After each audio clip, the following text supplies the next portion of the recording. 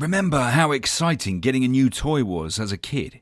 Unboxing it, throwing the instructions away, then fiddling and pressing every button until you figured out how it worked.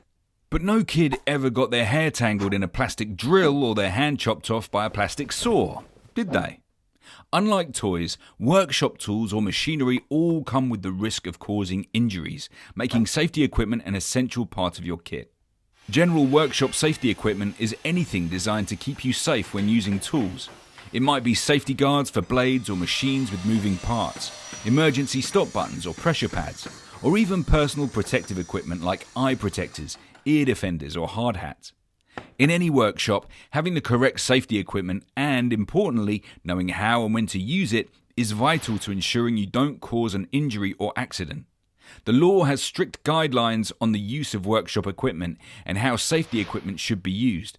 So, before you press that big red button, you need to make sure you fully understand this, the risks that make the law necessary, and what precautions you must take.